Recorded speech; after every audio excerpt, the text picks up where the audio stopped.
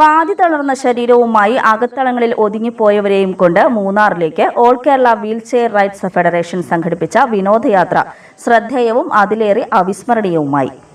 പൂർണ്ണമായും ഭാഗികമായും ശരീരം തളർന്ന 52 മനുഷ്യർക്ക് ഒരിക്കലും മറക്കാനാകാത്ത ജീവിതാനുഭവമായിരുന്നു ഈ ഉല്ലാസയാത്ര.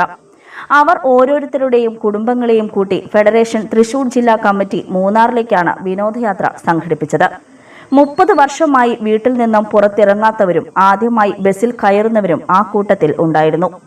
തൃശൂർ ജില്ലയുടെ വിവിധ ഭാഗങ്ങളിൽ നിന്നുള്ളവരെ 2 ടൂറിസ്റ്റ് ബസ്സുകളിൽ കയറ്റിയാണ് യാത്രയ്ക്ക് തുടക്കമായത്.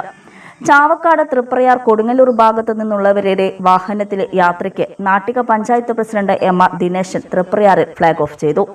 ഫെഡറേഷൻ സംസ്ഥാന working president P. B. Zakir Hussain, Thrissur ജില്ലാ ഭാരവാഹികളായ താജുദ്ദീൻ, ഷെറീന, സീമ തോമസ് എന്നിവർ യാത്രയ്ക്ക് നേതൃത്വം നൽകി.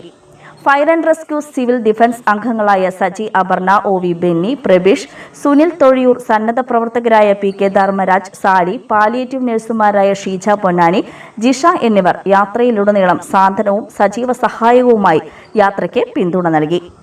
ജീവിതത്തിൽ സ്വപ്നം മാത്രമായിരുന്ന കുളിരുള്ള തേയിലക്കുന്നുകളിലൂടെ യാത്രയും പ്രകാശമാനമായ മൂന്നാർ ഹൈഡൽ പാർക്കിലെ സായാഹ്നവും ആസ്വദിച്ചുള്ള ഒരു യാത്ര സഫലമായതിന്റെ ആഹ്ലാദത്തിലാണ് ഈ ഭിന്നശേഷിക്കാരുടെ സംഘം.